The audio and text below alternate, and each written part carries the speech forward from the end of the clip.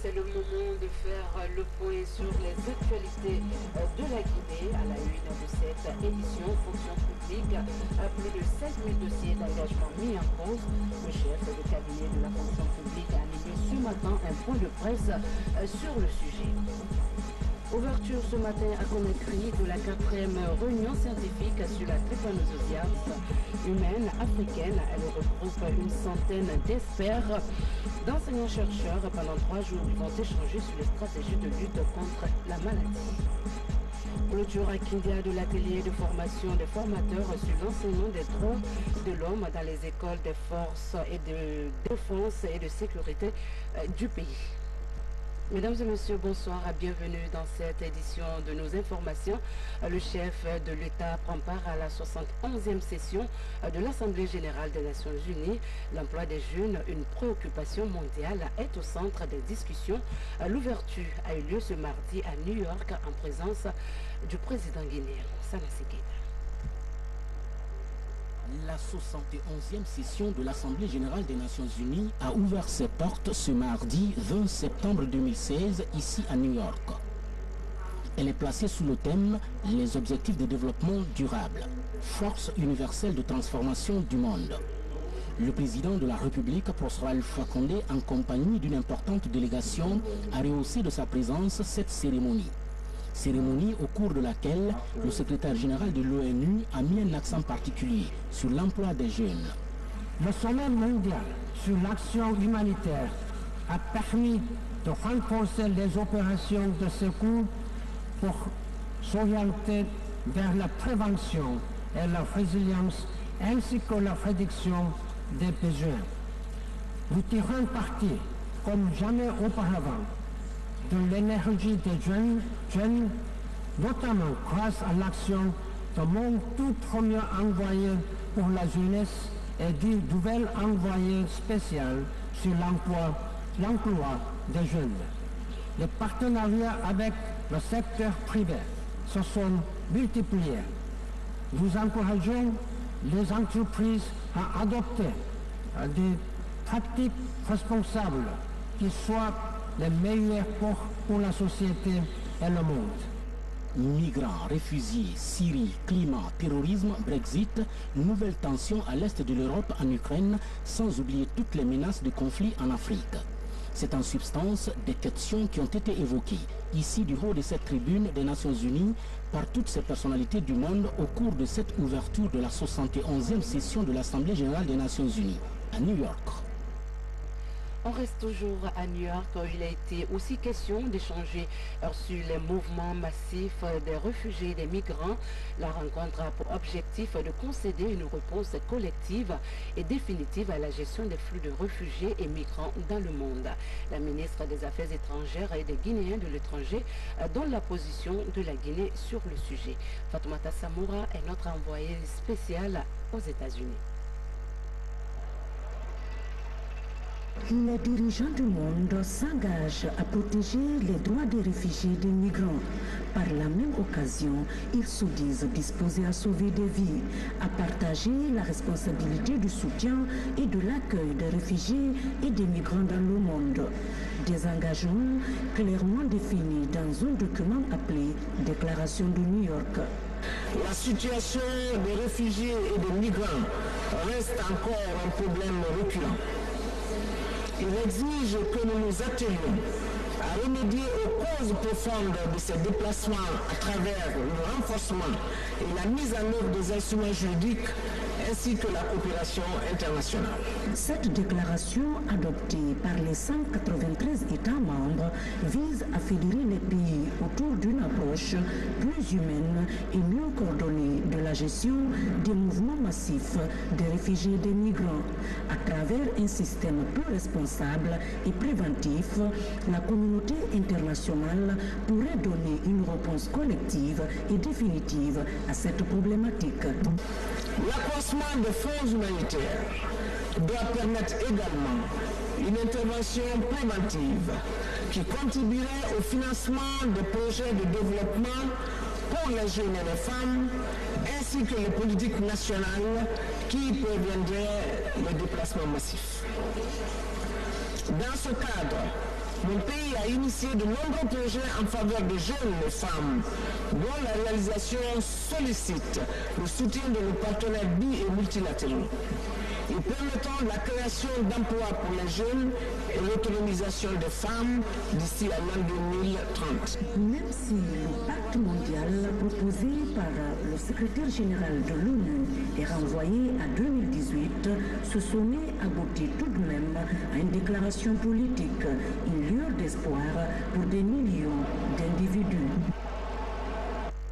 De santé, la trypanosomiase humaine africaine ou encore la maladie du sommeil est transmise par la mouche CC. Une centaine d'experts et d'enseignants-chercheurs conjuguent des efforts pour lutter incessamment contre la maladie. Son traitement nécessite une compétence singulière. De ce matin, l'ouverture de la 4e réunion scientifique sur cette pathologie en vue de son éradication. Ça a marathon. Plus de 100 représentants venus de 20 pays d'Afrique et d'Europe prennent part à cette réunion scientifique. Durant 3 jours, ils vont échanger sur les voies et moyens à envisager contre la trypanosomiase humaine africaine. Une maladie qui se manifeste par un excès de sommeil chez le patient. Nous avons souhaité que cette réunion soit organisée en Guinée parce que la Guinée a quelque chose à vendre par rapport aux résultats que nous avons depuis 2005 jusqu'à maintenant. On a fait beaucoup de choses et nos résultats ont permis de faire avancer quand même la lutte contre la trypanosomiase humaine africaine en Guinée et dans le monde.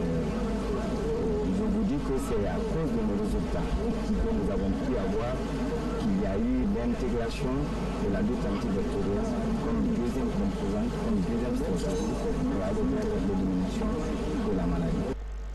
Ces séminaires de réflexion devraient donc permettre aux partenaires techniques et financiers, aux représentants des différents programmes nationaux, aux enseignants-chercheurs de présenter les stratégies de lutte contre cette maladie. L'idée est de l'éradiquer d'ici à l'an 2020 selon les objectifs de l'OMS.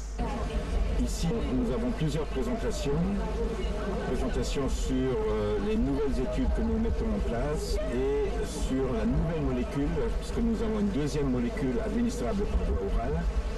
On fonde beaucoup d'espoir sur cette molécule parce que ce serait un traitement d'une seule prise. Donc, en une seule prise, on pourrait traiter la maladie du sommeil, ce qui est une révolution par rapport au traitement actuel. Les recherches, les discussions qui vont se faire vont permettre à notre corps médical, à nos responsables de la santé de prendre toutes les dispositions afin que ce mal, qui est un mal extrêmement important, soit éliminé de notre pays d'ici, comme on le dit, 2020. Je crois que c'est extrêmement important. La trypanosomiase est l'une des maladies dont le taux de prévalence reste encore élevé en Afrique selon les statistiques de l'Organisation mondiale de la santé.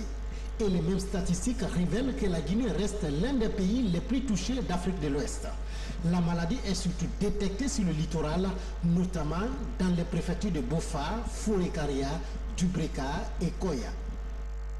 Comme annoncé au sommaire, plus de 5000 dossiers d'engagement mis en cause par le ministère de la fonction publique. L'occasion a été donnée au chef de cabinet du dit département, à travers un point de presse, de répondre à des interrogations. Pendant ce temps, une commission poursuit le travail d'examen du lot d'arrêtés signé en 2005 et 2010. Bernard Tonguino pour en savoir davantage. Depuis quelques jours, les cadres du ministère de la fonction publique sont pointés du doigt dans le retard de la prise en charge de plus de 5000 fonctionnaires. Des fonctionnaires dont les arrêtés d'engagement auraient été signés en 2005 et 2010. Pour éclairer la lanterne des uns et des autres, le dit département, à travers le chef de cabinet, se prononce sur le dossier. Le contrôle sera fait. Je ne sais pas pourquoi on veut s'opposer à un contrôle de diplôme et d'arrêté. Je ne vois pas pourquoi. Quand on a des bons diplômes, on reste serein. Ceux qui rêvent d'une fonction publique avec des faux arrêtés et des faux diplômes peuvent continuer à rêver. Mais là, c'est fini ça. Selon le chef de cabinet du ministère de la fonction publique, les 5565 diplômes et arrêtés d'engagement présentés sont en cours d'examen. Déjà, plusieurs faux documents sont décelés dans le lot. Et je vais vous citer. Je vais juste vous montrer des spécimens. Tous les dossiers qui sont posés ici, tout ce lot que vous voyez, c'est des faux diplômes. Nous avons envoyé des gens dans les universités, ils sont allés université par université, vérifier avec les autorités universitaires et ils ont mis même les cachets dessus pour montrer que c'est des faux diplômes. Ici, j'ai pris quelques spécimens de faux arrêtés pour vous montrer, qui fait partie de ce lot-là. Vous voyez, c'est des faux arrêtés. À travers ces points de presse, Mohamed Traoré réaffirme la volonté du ministère à poursuivre le processus de réforme de l'administration pour mettre désormais fin à toute forme de fraude dans le fichier de la fonction publique. Tenu dans le Nabaya d'un forum interreligieux sur la prévention des conflits, la rencontre a regroupé plusieurs fidèles. L'initiative est de l'OCPH du 16 de Kankan. Fodé Bangali Fofana. L'enceinte de la cathédrale de Canton de l'OCPH a réuni des représentants des partis politiques, cadres techniques de l'État, membres de la société civile, religieux au plus haut niveau, de l'Église catholique et protestante, ainsi que de la religion musulmane à Cancan pour parler de paix. Surtout la paix dans cette région de la savane guinéenne qui aujourd'hui se présente comme étant une région de violence par excellence. L'ambition de l'organisation catholique pour la promotion humaine Caritas Cancan est de créer un espace de dialogue entre les religieux afin de contribuer à la prévention et la gestion des conflits. L'objectif que nous recherchons à travers ce forum, c'est d'amener les acteurs, en premier les religieux, à créer dans la mesure possible au niveau régional un comité interreligieux pour la prévention et la gestion des conflits électoraux d'une part, et d'autre part, créer au niveau de chacune des préfectures de la région des commissions qui vont effectivement appuyer les efforts du comité à travers les sensibilisations dans les lieux du culte, c'est-à-dire les mosquées et les églises. L'on retiendra toujours le rôle combien important joué par les religieux dans ce pays chaque fois que cela a été nécessaire. C'est pour cela qu'ils sont encore interpellés pour le plus grand bien de la nation dont chacun est appelé à défendre. Et nous avons des informations. La Guinée est tellement belle que moi je ne vois pas qu'une religion, un fondateur de religion peut nous diviser. Ce n'est pas moi-même qui a voulu nous diviser, ce n'est pas Jésus qui a voulu. Mais nous le faisons exprès. Est-ce que pour autant chacun de nous est engagé à cultiver cette paix? Est-ce que chacun fait ce rôle-là dans sa famille, ensuite dans son carré? Et puis ce communiqué, le ministre de la fonction publique, de la réforme de l'État et de la modernisation de l'administration informe les candidats admissibles au concours de recrutement de 21 inspecteurs des finances que les épreuves écrites auront effectivement lieu le lundi 26 septembre 2016 de 8h à 12h au lycée 2 octobre. L'appel des candidats est prévu à 8h au lycée 2 octobre. Chaque candidat devra se munir d'une pièce d'identité en cours de validité. Signé le ministre PO, le chef de cabinet. Devenue une tradition, la journée internationale de la paix est célébrée à travers le monde. En Guinée, elle est commémorée sous le thème des objectifs de développement durable comme composante de la paix. Pour le ministre de l'Unité nationale et de la citoyenneté, le développement de la Guinée passe nécessairement par la paix, l'entente, l'épanouissement et l'aisance de la société. Des cours de droit de l'homme destinés à des formateurs des écoles de forces de défense et de sécurité. L'atelier se tient à Kindia. Il se forge une nouvelle culture dans le domaine de l'enseignement des principes de l'intérêt dans l'intérêt supérieur de la nation. Commandant Mohamed Kassé, correspondant de la presse militaire. L'intégration des manuels d'enseignement basés sur le droit de l'homme dans les programmes de formation militaire et paramilitaire est devenue une réalité en Guinée. Depuis 2013, Une étude menée conjointement par le Haut Commissariat des Nations Unies aux droits de l'homme et les forces de défense et sécurité a abouti à l'élaboration de ce manuel d'enseignement pédagogique. Cette formation des formateurs a un double objectif. Il s'agit premièrement pour nous de passer en revue l'ensemble des modules de formation en droits de l'homme à l'attention des formateurs des écoles, de police, de gendarmerie et de l'armée. Et le deuxième objectif, c'est de faire en sorte que ces formateurs puissent avoir une maîtrise de ces outils et arriver à pouvoir les dispenser des règles de l'art. 5 jours durant, la cinquantaine de participants de cet atelier ont échangé sur les méthodes d'enseignement de ces manuels pédagogiques. Une initiative qui s'inscrit dans le cadre de la réforme du secteur de sécurité. Cet atelier a pris fin par la remise des attestations aux participants. Après un séjour auprès de leur famille, les futurs imams de Guinée en formation au Maroc sur les principes fondamentaux de l'islam s'apprêtent à rallier le royaume chérifien pour poursuivre leur formation. Avant leur départ, ils ont reçu des conseils prodigués par les autorités du secrétariat des affaires religieuses. Nabi Zakaria Bangoura. Ils sont plus de 120 imams guinéens qui s'apprêtent à retourner au royaume chérifien. Ils viennent de passer 45 jours de congé au pays. Peu avant leur retour, ces imams ont été reçus au département des affaires religieuses. Cette formation, qui concerne 500 boursiers, est octroyée par le roi Mohamed VI du Maroc lors de sa visite d'amitié en Guinée. Elle permettra à ces futurs imams d'approfondir leurs connaissances en théologie, en langue française et aux techniques de l'informatique pour devenir des imams modernes. Les gens sont formés pour avoir un islam de paix, un islam de compréhension, un islam de juste milieu, un islam qui accepte la différence. La formation, c'est très bien, c'est impeccable. Vraiment, les gens ont appris beaucoup de choses. Ces boursiers comptent parmi les 2 premiers groupes qui quitteront Conakry ce soir pour le Maroc. Les pèlerins guinéens se préparent à rentrer au pays après un pèlerinage accompli. Les dernières étapes ont été clôturées. Ils apprécient la qualité de l'organisation. Et cela après 2 ans d'absence au lieu saint à cause de l'épidémie à virus Ebola qu'a connu notre pays. On écoute quelques pèlerins au micro de notre envoyé spécial Omar Dieng.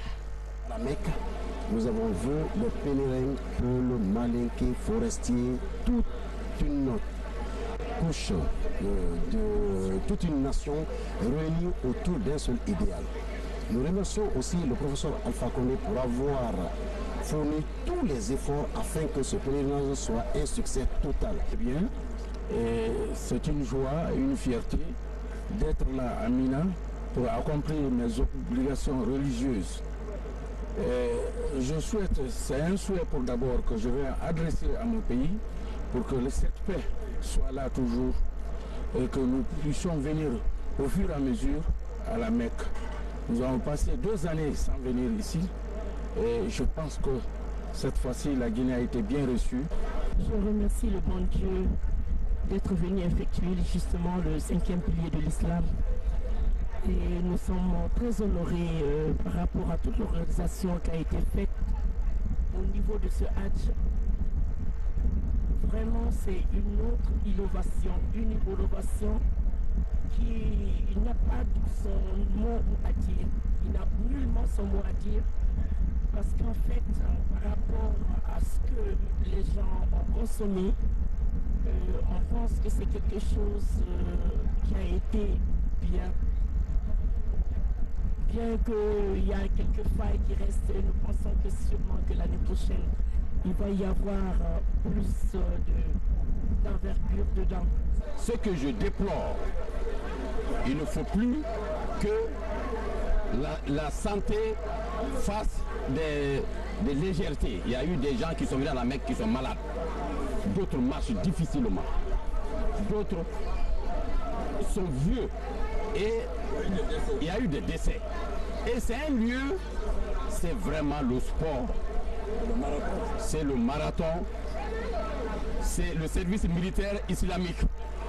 Donc s'il faut être en bonne santé, il faut être en bonne forme. Donc désormais, j'insiste, je persiste qu'il ne faut plus de faveurs. Des personnes âgées viennent ici. C'est un travail dur. Même le soleil d'abord. Le soleil d'abord et le monde qui afflue. Il y a trop de personnes. On se machine, il faut voir autour de la Kaaba. Si tu n'es pas solide, tu ne peux pas tenir. Voilà, c'est tout pour cette édition. Merci de l'avoir suivi. Excellent suite de programme en compagnie de la télévision nationale. Bonsoir à tous.